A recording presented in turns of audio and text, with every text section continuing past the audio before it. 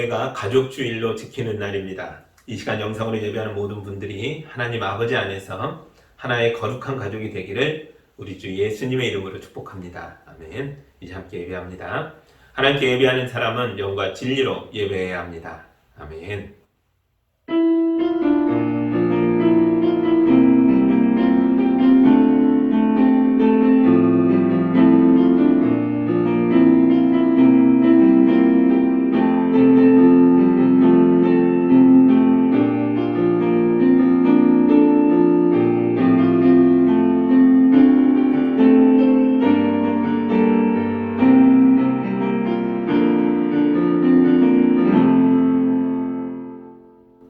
사랑의 하나님 아버지, 5월을 시작하는 첫날 첫 주일 아침에 우리를 예배로 부르시고 아버지의 넓은 가슴으로 따뜻하게 품어주시니 감사합니다. 거룩한 성령으로 임하셔서 어른들에게 강건함을 주시고 어린 자녀들에게 지혜와 능력을 베풀어 주옵소서. 한 상에 둘러앉아 먹고 마시는 가족처럼 우리가 하나님의 말씀을 먹고 마실 때에 성도들의 마음이 밝아지고 얼굴에 웃음꽃이 피어나게 하여 주시옵소서. 예수님의 이름으로 기도합니다. 아멘. 찬송가 558장 우리 함께 찬양합니다.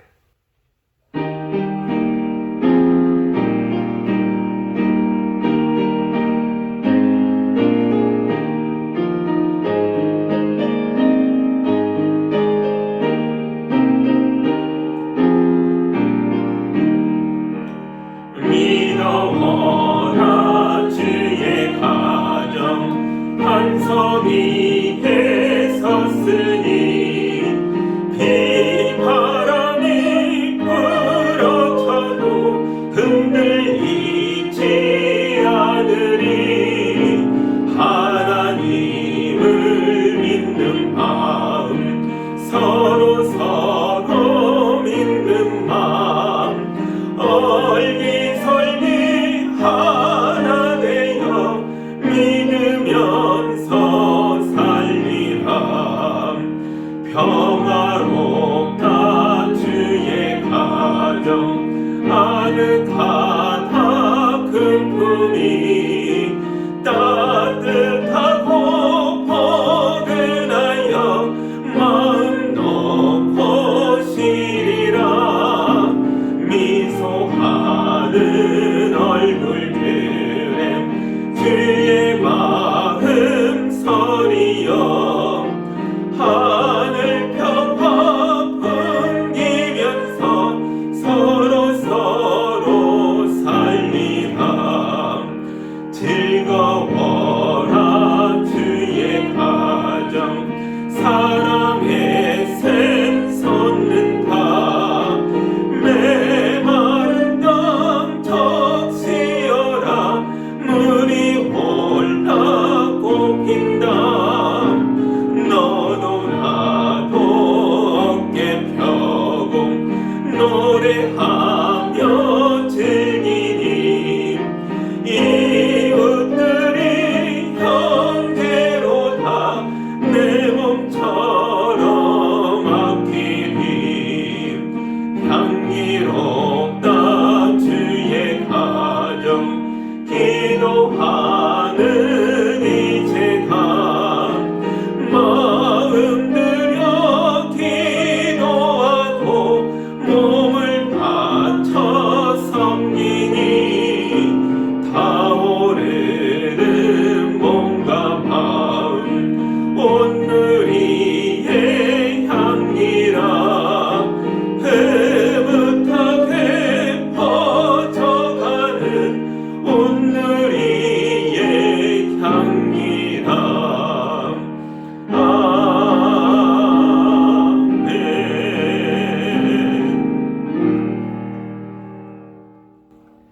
우리 한 주간의 삶을 되돌아보며 우리 가정에 소홀했던 것들, 우리 하나님 앞에 온전하지 못했던 것들 이제가 다 고백할 때 우리 주님이 들으시고 용서해 주실 줄 믿습니다. 우리 함께 기도합니다.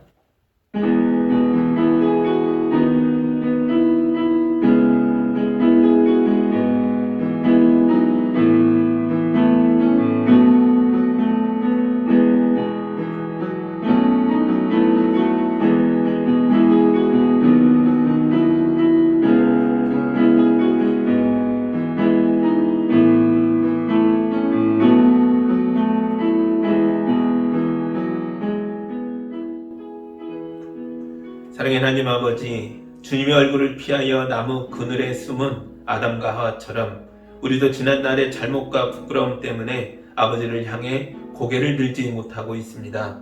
하나님께서 선물로 주신 귀한 자녀들을 말씀으로 양육하지 못했습니다. 가족 앞에서 거룩한 모범으로 살지 못했습니다. 실수와 잘못을 반복하면서 가족에게 실망만 끼쳤습니다. 교회를 바르게 섬기는 모습을 보여주지 못했습니다.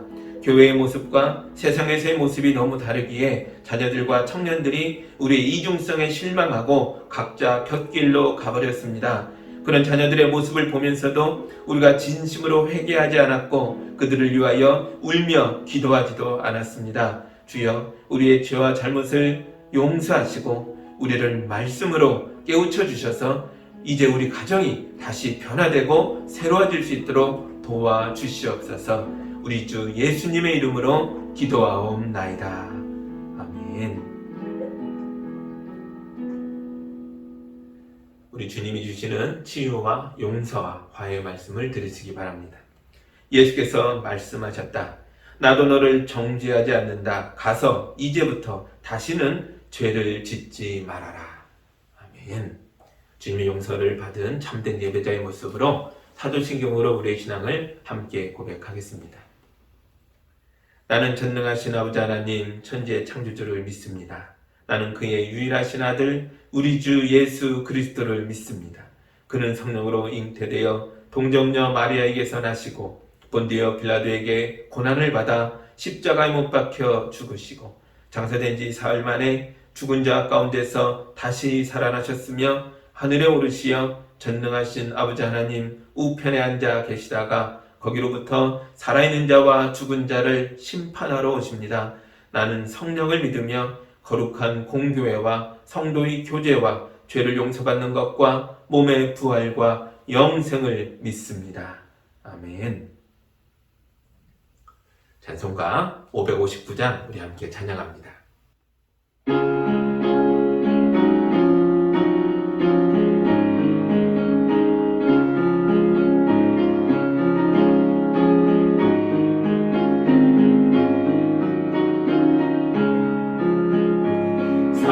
사철의 봄바람 불어있고 하나님 아버지 모셔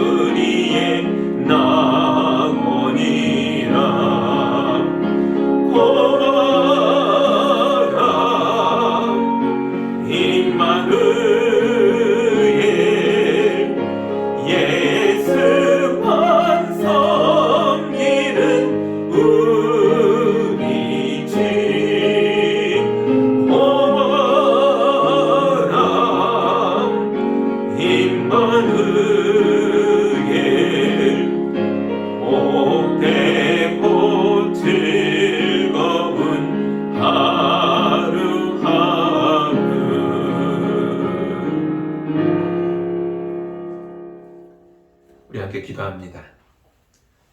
사랑의 하나님 아버지, 우리를 교회로 불러주시고 우리를 거룩한 주님의 가족 중에 하나가 되게 하시니 감사합니다. 우리 성도들이 아버지 품에서 평화를 누리고 쉼을 누리게 하여 주시옵소서.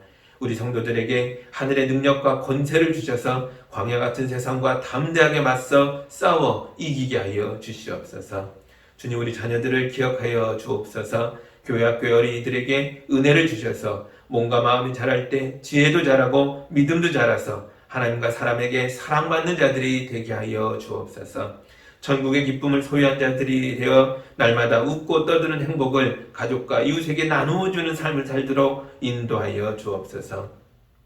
주님, 우리 성도들의 가정에 화목함을 더하여 주옵소서. 믿음이 없는 가정이 많은 것을 쌓아놓고도 다투고 미워하며 멀어지는 것을 볼 때가 있습니다. 우리 성도들에게는 믿음을 더하여 주셔서 세상의 모든 죄와 억압에서 벗어나게 하시고 사랑과 은혜만 충만하게 하셔서 마치 고삐가 불려 뛰노는 송아지처럼 우리 성도들이 충만한 기쁨을 누리며 살아가게 하여 주옵소서.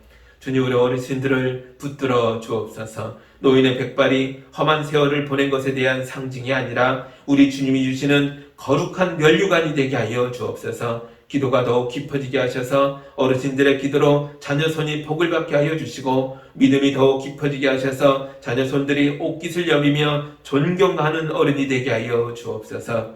주님, 가족과 떨어져 외롭게 지내는 성도들과 함께 하여 주옵소서. 마음 깊이 성령으로 임하여 주셔서 그의 영혼에게 내가 너와 함께 하고 있다라고 말씀하여 주옵소서. 교회와 연합하게 하여 주시고 교회 성도들과 함께 예배하며 교제하면서 하나님의 가족으로서의 기쁨과 즐거움을 함께 누리게 하여 주옵소서. 주님, 외국에 나가 있는 자녀들도 있고 제3국에 나가 사역하는 선교사님들도 있습니다. 그들의 삶의 자리에 임자하여 주옵소서. 비록 몸은 떨어져 있어도 우리가 서로를 위해 기도할 때에 우리의 마음과 영혼이 연결되게 하시고 하나님의 사랑과 은혜가 우리의 기도의 연결 속에서 넘치게 하여 주옵소서.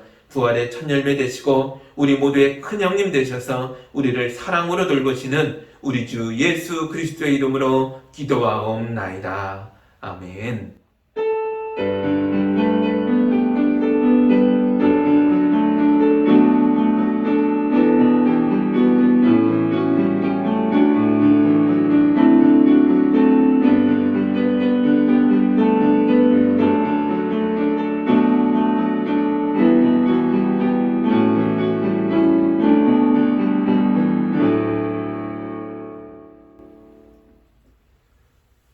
오늘 우리에게 주시는 하나님의 말씀은 민수기 1장 1절에서 4절까지의 말씀입니다.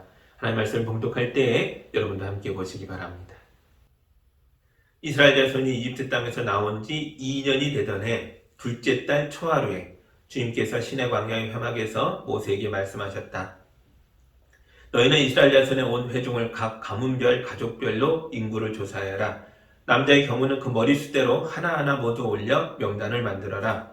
너는 아론과 함께 이스라엘 사람 가운데서 20살이 넘어 군대에 입대할 수 있는 남자들을 모두 각 부대별로 세어라. 각 지파에서 한 사람씩, 곧 한 가족에서 지도자가 한 사람씩 나오게 하여 너희를 돕게 하여라. 아멘. 잠깐 기도합니다. 사랑의 하나님 아버지, 광야를 헤매며 살아가야 할 백성들을 주님이 가나안으로 인도하시며 그들 가운데 지도자를 세우게 하는 장면을 읽었습니다. 이 땅을 살아나가 마침내 하나님 나라에 도달할 때까지 우리도 험한 세월을 살아가지만 이것이 고통이 아니라 주님이 세운 지도자와 함께 누리고 함께 승리하며 살아가는 은혜의 삶이 될 수 있도록 도와주옵소서. 예수님의 이름으로 기도합니다. 아멘. 5월은 가정의 달이라고 하죠. 우리 교회는 가정의 달 첫째 주일을 가족주일로 지키고 있습니다. 오늘 말씀을 통해서 가족의 소중함을 다시 한번 깨닫고 가족을 위하여 우리가 무엇을 할 수 있는가를 깨닫게 되는 시간이 되기를 바랍니다. 저는 오늘 가족을 위한 말씀을 준비하면서 고민이 많았습니다. 우리는 출애굽기를 읽고 있었잖아요. 지난주 본문에서도 출애굽기 13장 하나님이 쉽고 편하고 빠르게 가는 가나안까지 갈 수 있는 해안길이 아니라 멀리 홍해로 돌아서 광야로 통과해 가는 광야길로 인도하는 장면을 보았습니다. 이제부터 광야 생활이 펼쳐지는 이야기들이 계속 나오게 될 텐데, 이런 상황에서 가족 이야기를 하려고 하니까 도대체 무슨 말씀을 나눌 수 있을까 고민이 많이 됐습니다. 그래서 광야 사건들을 하나하나 찾아보다가 출애굽기도 지나가고 레위기도 지나가고 결국 민수기까지 온 거죠. 그리고 민수기 1장에서 우리 성도들과 나눌 수 있는 가족 이야기를 발견했습니다. 그게 바로 오늘 본문입니다. 제가 민수기 1장 4절을 다시 읽어드리겠습니다. 각 지파에서 한 사람씩, 곧 한 가족에서 지도자가 한 사람씩 나오게 하여 너희를 돕게 하여라. 아멘. 패밀리 리더를 뽑아라. 가족의 지도자를 세워라. 이렇게 되어 있습니다. 물론 원어로 보면 지파, 부족단이라는 걸 알 수 있습니다. 그러나 하나님은 이 12지파를 하나의 가족으로 보셨던 거죠. 하나님은 한 지파, 한 가족에서 한 사람씩 지도자를 뽑아 세우라 말씀하셨습니다. 오늘 가족주일에는 이 말씀을 붙잡고 가족의 지도자를 세운다는 것은 무엇이고 내가 가족의 지도자가 된다는 것은 무엇인지에 대해서 여러분과 함께 진지하게 고민해 보려고 합니다. 이제 1절을 다시 봅니다. 이스라엘 자손이 이집트 땅에서 나온 지 2년이 되던 해 둘째 달 초하루에 주님께서 시내 광야의 회막에서 모세에게 말씀하셨다. 아멘. 하나님은 이집트 땅에서 나온 지 2년이 되던 해 둘째 달 초하루에, 그러니까 좀 쉽게 얘기하면 이집트에서 6월절 사건이 있고 나서 이집트를 빠져나오고 13달이 지난 첫날에, 이런 뜻입니다. 모든 지파와 가족마다 13달이 지난 첫날 지도자를 뽑아라 말씀하셨습니다. 여기서 첫 번째 질문이 생깁니다. 왜 하필 지금일까요? 그 전도 아니고 그 후도 아니고 이집트를 나오자마자 지도자를 세운 것도 아니고 어느 순간에 나중에 하는 것도 아니고 왜 13달이 지난 첫날 2년째 첫째 달이 지나 둘째 날 초하루에 가족마다 지도자를 세우라 말씀하신 걸까요? 이거보다 빠르면 안 됩니까? 이거보다 늦으면 안 됩니까? 꼭 이날 해야 됩니까? 그런 거죠. 우리 하나님이 그냥 하시는 말씀들이 아니겠죠. 이날이어야만 하기 때문에 이날 뽑으라고 말씀하신 거죠. 이날보다 늦으면 안 되는 이유는 뒤에 설명하겠습니다. 먼저 여기선 이날보다 왜 빨라서는 안 됐는지를 생각해 보려고 합니다. 사실 1절 안에 그 이유가 나오고 있습니다. 13달 전에 이스라엘 백성이 광야길로 들어왔죠. 그리고 그들은 멀리 가지 않고 시내산까지만 온 거예요. 시내산에 와서 1년 남짓 머물게 됩니다. 거기서 천막을 치고 머물러 있었던 거예요. 이 1년하고 한 달이 더 지나가는 시간 동안 이스라엘 백성에게 아주 중요한 변화가 하나 생깁니다. 그 중요한 변화가 1절에 나와 있습니다. 다시 읽어봅니다. 뭐가 달라졌는지 생각해 보십시오. 이스라엘 자손이 이집트 땅에서 나온 지 2년이 되던 해 둘째 달 초하루에 주님께서 시내 광야의 회막에서 모세에게 말씀하셨다. 아멘. 찾으셨습니까? 13개월 전과 13개월 후에 이들 가운데 새로 생긴 변화가 뭡니까? 회막입니다. 회막. 이스라엘 백성이 시내의 산에 와서 1년 넘게 머물면서 한 일이 바로 하나님의 회막을 세우는 일이었습니다. 가족의 지도자를 세우기 전에 먼저 이 회막이 세워져야 했다는 거죠. 우리 가족 안에 회막이 있고 예배가 있고 말씀이 있어야 우리 가족이 믿음의 지도자를 세울 수 있는 겁니다. 그래서 하나님은 먼저 회막이 완성된 뒤에 회막에서 나타나셔서 가족마다 각자의 지도자를 세우라 말씀하셨습니다. 만약 가족의 지도자가 믿음이 없다면, 그래서 말씀도 모르고 기도할 줄도 모른다면 그 사람은 가족을 어떻게 인도하겠습니까? 무슨 생각으로, 무엇으로 인도하겠습니까? 자기가 익히고 배운 가치관, 물려받은 생각들, 세상에서 깨지고 부딪히면서 습득한 것들, 이거 가지고 인도하겠죠. 예전에 학벌이 좋은 부모 밑에서 엘리트 의식만 주임받아 산 사람을 만난 적이 있습니다. 사람이 너무 교만하더라고요. 정이 떨어져서 다시 보고 싶지 않더라고요. 그래서 그 사람이 점점 더 외로워지는 걸 보았습니다. 그러나 하나님의 사람들은 높아져도 교만하지 않고 낮아져도 비굴하지 않습니다. 사도 바울이 고백했잖아요. 나는 부에도 처하고 가난에도 처하지만 일체 비결을 배웠다. 많이 배웠다고 해서 교만할 것도 없고 못 배웠다고 해서 슬퍼할 것도 없다. 하나님의 지혜가 나에게 있기에, 믿음이 있기에, 말씀이 있기에, 내가 하나님의 자녀 됐다는 기쁨과 확신이 있기에 우리는 이 땅을 담대하게 살아가는 거죠. 이게 그리스도인입니다. 고난이 오면 기도로 물리치고 은혜와 축복이 임하면 가족과 이웃을 불러 함께 기뻐하고 즐거워하는 겁니다. 이런 부모 밑에서 크는 자녀들은 어떤 환경 속에서도 믿음을 지키고 기쁨과 만족을 누리며 유지할 수 있는 일체의 비결을 배우게 되는 것입니다. 그렇죠? 회막이 서야 예배가 드려지고 하나님의 임재가 있고 그래야 올바른 지도자를 세울 수 있습니다. 전혜성 박사라는 분의 이야기를 하겠습니다. 들어보신 분도 있을 겁니다. 이분이 미국으로 유학을 가서 그곳에서 6자녀를 낳고 길렀습니다. 본인도 공부를 많이 했지만 자녀들이 얼마나 열심히 공부를 했던지 이 가족이 취득한 박사학위가 11개나 된다고 합니다. 이쯤 되면 자녀 공부법이라는 책을 하나 쓸만하죠. 그 책이 나오면 엄청나게 팔리겠죠. 아닌 게 아니라 이 전혜성 박사가 자녀에 대한 책을 쓰긴 썼어요. 그런데 자녀 교육법이 아닙니다. 이 책의 제목은 섬기는 부모가 자녀를 큰 사람으로 키운다라는 것입니다. 그게 제목이에요. 섬기는 부모가 자녀를 큰 사람으로 키운다. 제목부터 벌써 느낌이 딱 오시죠? 맞습니다. 책 전체에서 예수님의 냄새가 펄펄 납니다.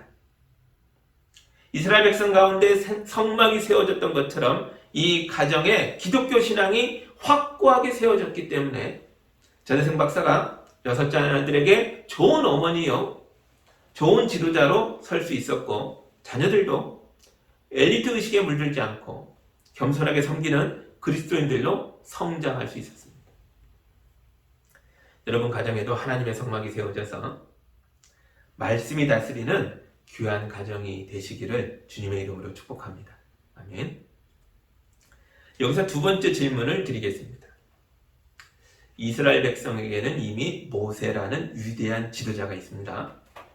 하나님이 직접 세우신 모세가 있는데 왜 하나님은 모든 지파, 부족, 가문, 가족마다 새로운 지도자를 세우라고 말씀하시는 걸까요?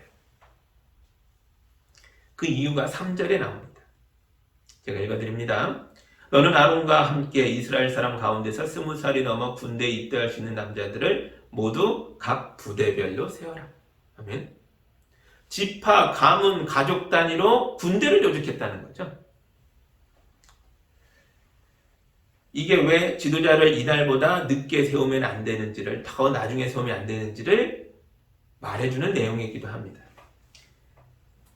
1년 동안 성막을 세웠으니 이제 이들은 하나님의 임재 속에서 가나안을 향해 광야를 통과하는 행진을 다시 출발해야 합니다. 그런데 이때는 군대를 세워서 가야 하고 있습니다. 광야의 모든 다툼들과 가나안에 입성할 때의 그 모든 어려움들을 맞서 싸우려면 조직이 되고 군대가 필요했던 거죠. 근데 군대에 지도자가 없다면 이 군대가 어떻게 되겠습니까? 군대만 만들어 놓고 지도자를 세우지 않는다면 이 군대는 아무 일도 할 수 없습니다. 군대는 명령체계가 서야 활동하는 거 아닙니까? 나중에 세울 수 없습니다. 군대가 조직될 때에 지도자를 세워야 하는 거예요. 지금이 딱 세워야 할 때입니다. 그럼 군대가 왜 필요하죠? 광야는 위험한 곳입니다. 광야의 낮이 너무 뜨겁고 밤은 너무 춥죠. 그래서 하나님은 구름기둥, 불기둥으로 임하셔서 이들 속에 임하시고 보호하시고 인도하셨습니다. 광야는 또 배고프고 목마른 곳이죠. 그래서 하나님은 만나를 내려주시고 메추라기를 보내주시고 반석을 쳐서 물이 솟게 하셨습니다. 먹고 마시고 입게 하셨죠. 그러나 광야에서 가장 위험한 건 이런 환경뿐만 아니라 바로 사람입니다. 광야에는 아말렉 사람들과 같은 광야의 도둑대가 있었다는 거예요. 이들은 광야를 손바닥보다 들여다보며 광야를 통과하는 여행객들을 습격해서 그들을 죽이고 그들의 재물을 빼앗았습니다. 이스라엘 백성이 워낙 숫자가 많으니까 이들이 한 자리에 모여있을 때 습격하기는 어렵겠지만 이들이 길게 늘어서서 광야를 통과하여 행진할 때는 이야기가 다르죠. 사람들이 길게 늘어서면 중간에 덮치거나 끝을 덮치는 습격을 막기가 어렵습니다.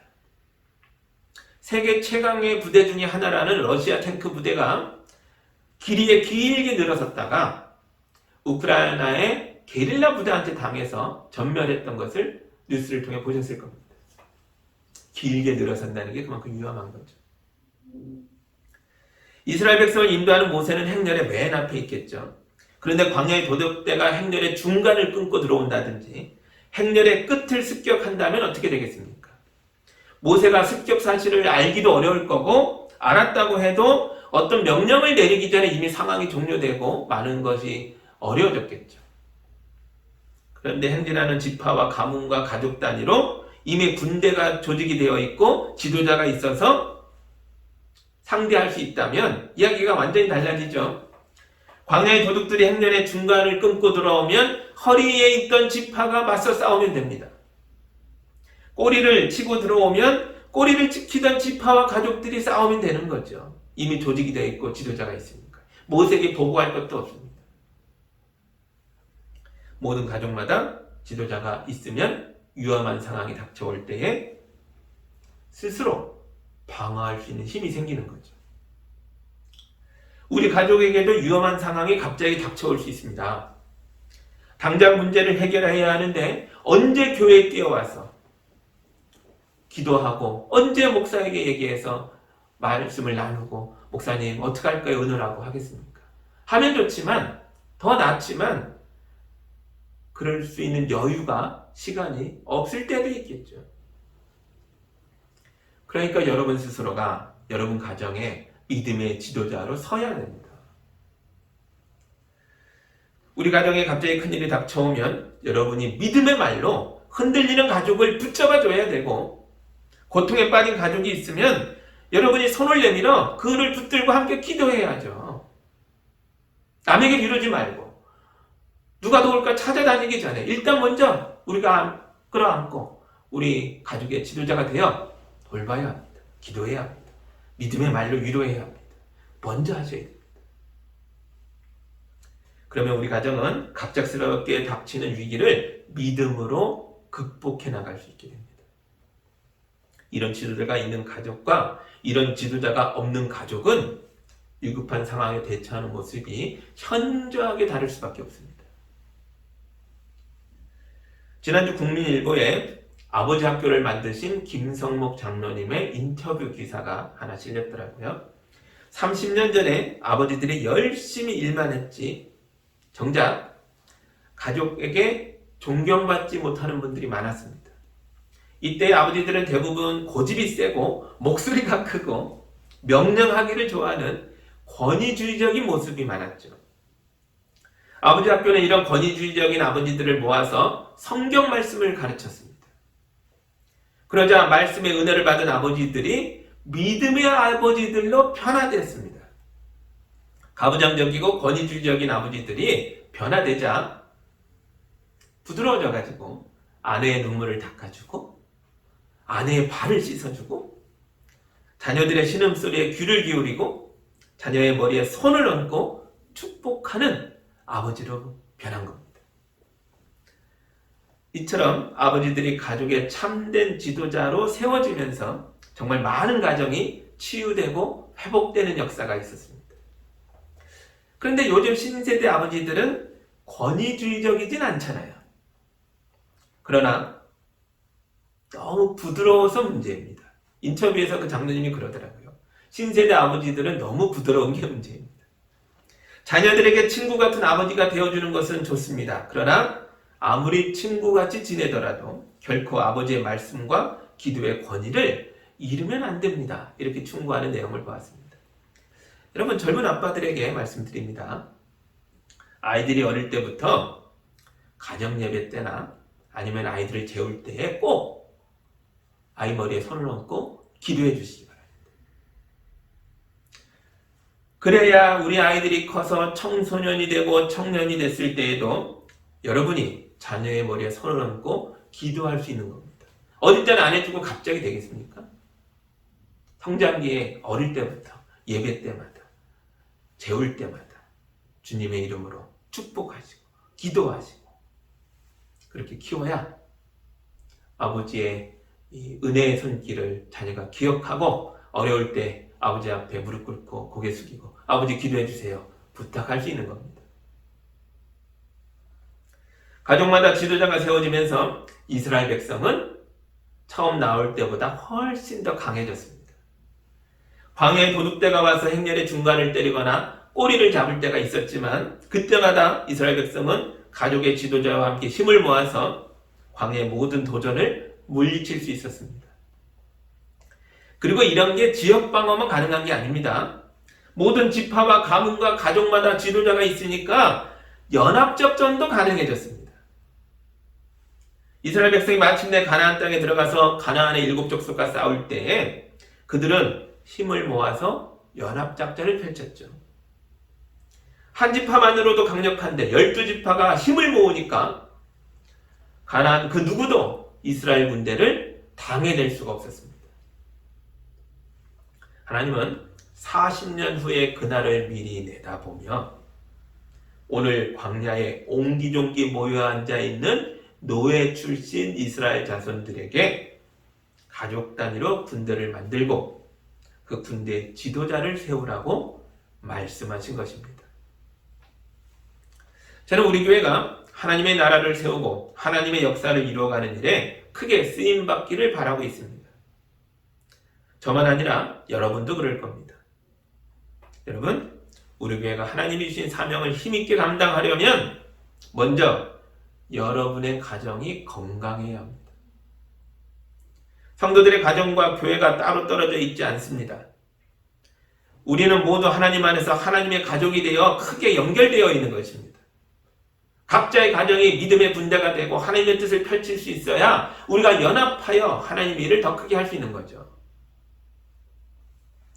성도들의 가정 안에 성막이 세워지고 믿음의 지도자가 일어나야 모든 가정이 건강하고 튼튼해지는 겁니다. 그래서 우리 가정들이 함께 연합할 때 비로소 교회가 크게 부흥할 수도 있고 많은 일을 감당할 수도 있고 놀라운 하나님 나라의 역사를 이룰 수 있는 거죠. 우리가 서로 연결되어 있다는 것에 대해서 한 번 더 주목해 보십시오. 우리가 교회 안에서 서로 연결되어 있기 때문에 우리가 약해진 가정을 홀로 떨어진 성도를 도와줄 수 있게 됩니다. 행렬의 중간에 있는 가족이 도적대의 공격을 받는다면 그 옆에 다른 가족이 구경만 하고 있겠습니까? 그럴 리가 없죠.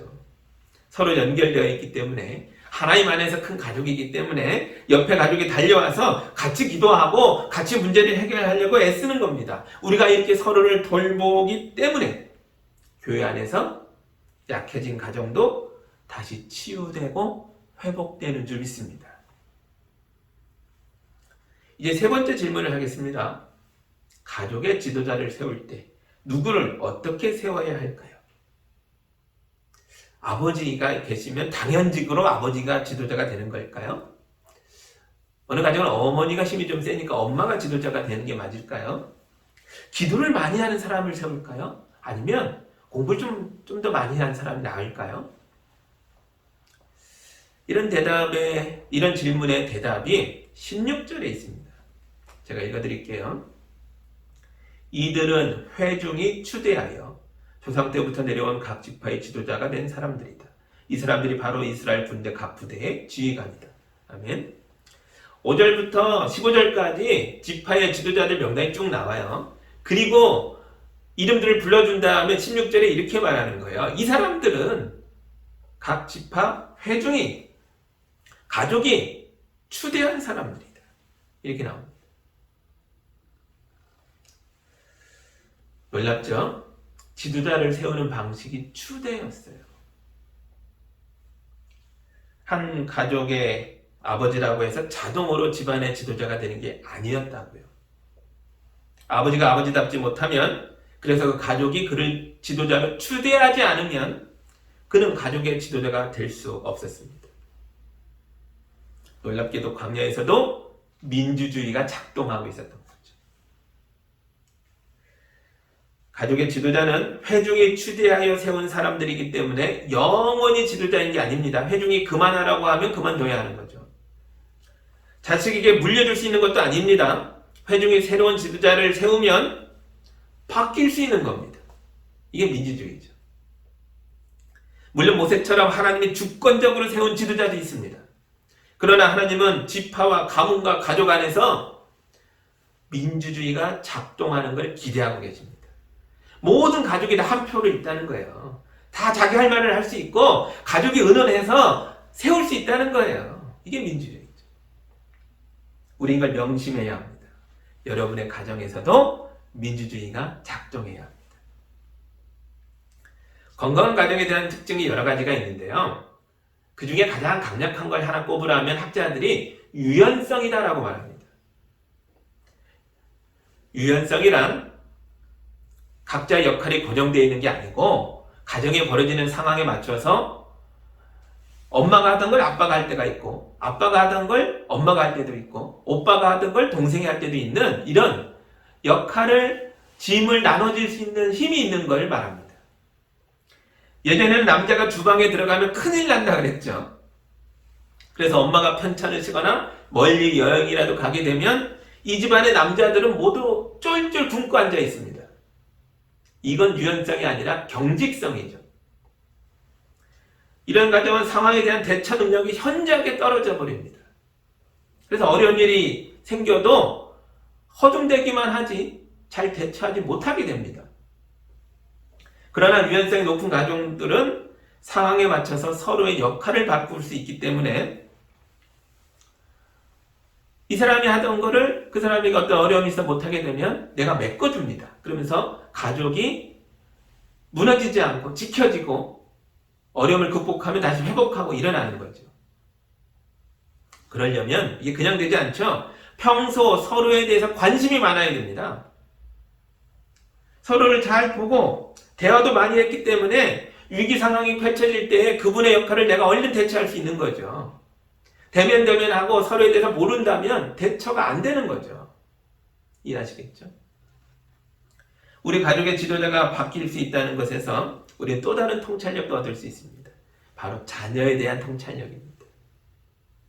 우리 자녀들이 가족과 세상의 지도자가 되도록 잘 길러야겠다라는 그런 생각들을 배울 수 있습니다. 지금은 내가 지도 역할을 하지만 때로는 내 자녀가 우리 가정을 이끌어갈 수도 있겠죠. 우리 자녀들을 지도자로 기르려면 뭘 어떻게 해야 할까요? 여러분, 가족의 일을 결정할 때에 부모 마음대로 하지 마시고 자녀들과 함께 머리 맞대고 의논하십시오. 아이들이 아직 미숙하고 어려서 상황에 대한 맞는 답을 못할 때도 있겠죠. 그러나 함께 의논하고 의견을 냈다는 게 중요한 겁니다. 아이들의 의견을 듣고 그 의견을 가족의 결정에 녹여내야 합니다. 그리고 결정들에 대해서 함께 내린 결정이니까 다 같이 책임져 나가는 것을 본이 되어 보여주셔야 합니다. 그게 바로 우리 자녀들을 다음 시대의 지도자로 기르는 방법이라고 저는 생각합니다. 유대인들의 대학 도서관은 세계 모든 대학의 도서관들과 비슷하게 생겼지만 딱 하나가 다르답니다. 뭐가 다를까요? 책도 많이 있고 뭐 열람실이 있고 뭐 공부하는 학생들이 있고 다 비슷한데 뭐가 하나 다를까요? 유대인들은 혼자 책을 읽는 경우도 있지만 많은 경우 소리내서 읽는 것을 배웁니다. 그리고 자기가 읽은 걸 가지고 다른 사람들과 소리내서 토론을 하는 걸 즐깁니다. 그래서 유대인들의 도서관은 무지 시끄럽답니다. 이게 하나 다르대요. 도서관에서 조용히 하세요 이게 아니고 떠들어댄다는 거죠. 그런데 성경에 보면 우리 예수님도 제자들과 함께 이렇게 지내셨습니다. 예수님의 제자 공동체는 정말 대화를 많이 하는 공동체였어요. 제자들은 궁금하면 참지 않고 늘 물어봤어요. 예수님 그건 왜 그래요? 왜 이렇게 말씀하셨어요? 어떻게 되는 겁니까? 예수님도 질문을 많이 하셨습니다. 네 생각은 뭐니? 물어보기도 하시고요. 이런 제자 공동체 활동 속에서 제자들이 성장할 수 있었습니다. 때로는 너무 어이없는 질문과 대답이 있었기 때문에 예수님이 야단치신 적도 있어요. 너희 너무 둔하다 뭐 이럴 때도 있었어요. 그렇다고 해서 그들의 의견 제시를 막은 적은 없습니다. 이런 과정들 속에서 갈릴리의 어부들이 한 시대를 이끌어가는 지도자로 성장한 거죠. 여러분, 아이들과 함께 성경을 읽으십시오. 자녀들과 함께 예배를 드리고 예배 때 나눈 말씀을 대화하십시오. 그냥 지나가면 안 됩니다. 오늘 말씀에 대해서 아이들이 궁금해하고 질문하게 해야 합니다. 그래야 이 말씀이 아이들 마음에 깊이 박혀서 믿음의 사람으로 성장할 수 있는 거죠. 우리가 하나님의 나라에 갈 때까지 이 땅에서의 광야 생활을 계속 이어가야 합니다. 광야는 모든 것이 결핍되어 있습니다. 광야는 언제라도 죽음을 맞닥뜨릴 수 있는 그런 위험한 곳입니다. 이런 곳을 혼자 헤매고 다니는 것만큼 위험한 게 또 있을까요? 광야에서 고립되어 버린다면 그 사람은 이미 죽은 목숨이나 마찬가지입니다. 하나님은 우리가 이런 광야 생활을 끝까지 잘 헤쳐나갈 수 있도록 우리 곁에 사랑하는 이들을 보내주셨습니다. 가장 가깝게는 가족이고 또 더 확장해서 교회입니다. 우리는 교회를 통해서 하나님의 가족이 되었습니다. 가족을 사랑하십시오. 가족을 위해서 기도하십시오. 가족의 어려움에 동참하십시오. 내 가족에게 유연해지시기 바랍니다. 내 가족이 하는 일에 관심을 기울이고 내 가족의 마음을 이해해 주십시오. 내 가족을 위하여 기꺼이 역할을 바꿔주십시오. 그리고 자녀들과 함께 기도하십시오. 자녀와 함께 예배하십시오. 함께 말씀을 나누고 대화하십시오. 그러면 우리는 광야의 도적대가 와도 무섭지 않게 됩니다. 가나안의 7 족속도 무섭지 않게 됩니다. 우리는 하나님의 군대가 되어 세상의 모든 어려움을 물리치고 마침내 하나님의 나라와 하나님의 영광에 들어가게 될 것입니다. 하나님의 나라와 하나님의 영광을 유업으로 받아 누리는 여러분의 가정과 우리 교회가 되기를 주님의 이름으로 축복합니다. 아멘. 기도하겠습니다. 사랑하는 하나님 아버지 감사합니다. 광야에서 가족 단위로 묶으시고 그들 가운데 지도자를 세워 이들이 광야의 어려움을 믿음으로 기도로 또 하나됨으로 헤쳐나갈 수 있도록 이끄신 하나님의 말씀을 읽었습니다. 이 말씀이 우리 성도들 삶에 깊이 박히게 하셔서 우리 성도들 가운데 우리 성도들의 가정에 먼저 회막이 세워지게 하시고 예배가 있게 해주시고 믿음의 지도자들이 성장하게 해주셔서 세상의 모든 어려움을 담대하게 물리치고 나갈 수 있도록 도와주시옵소서. 우리로 하나의 가족이 되게 하시고 하나의 교회가 되게 하시니 감사합니다. 우리 교회가 서로 연결되어 하나님의 일을 멋지게 이루며 하나님의 뜻을 펼치며 하나님의 나라를 이 땅에 선포하는 교회 될 수 있도록 인도하여 주옵소서. 예수님의 이름으로 기도합니다. 아멘.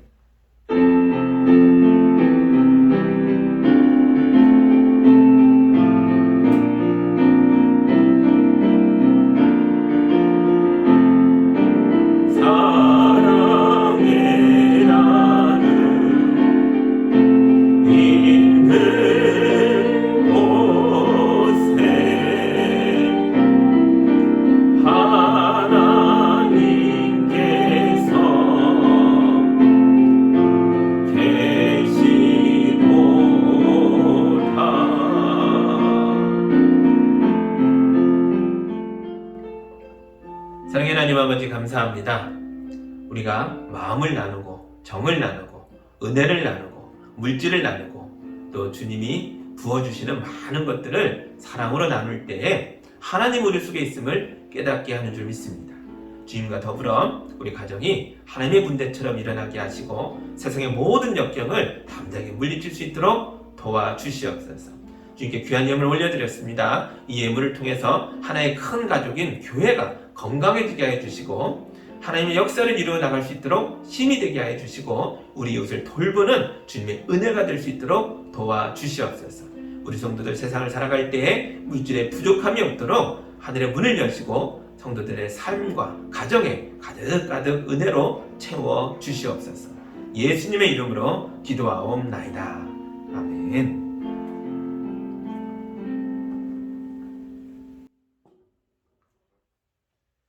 할렐루야. 여러분의 가정에서 뜨겁게 사랑하시고 서로를 돌보시고 서로에게 많은 관심을 쏟아주시고 서로의 어려움을 함께 나누어 주심으로써 복된 가정, 하나님의 축복의 가정이 되기를 주님의 이름으로 축복합니다. 그렇게 한 주간 열심히 살고 오셔서 교회 와서 다른 가족에게 자랑도 하시고 이야기도 하십시오. 주님의 은혜가 그럴 때 더 풍성하게 넘치게 될 줄 믿습니다. 이제 우리 주가 일하시네 뜨겁게 부르고 우리의 삶으로 나아가겠습니다.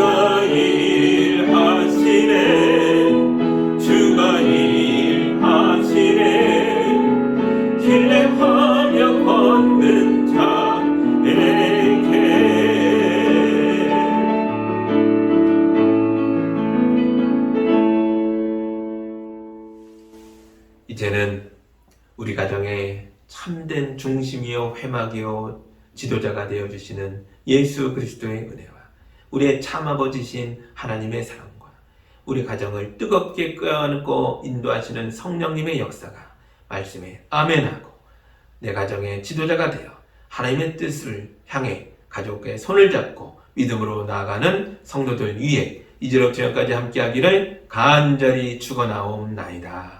아멘.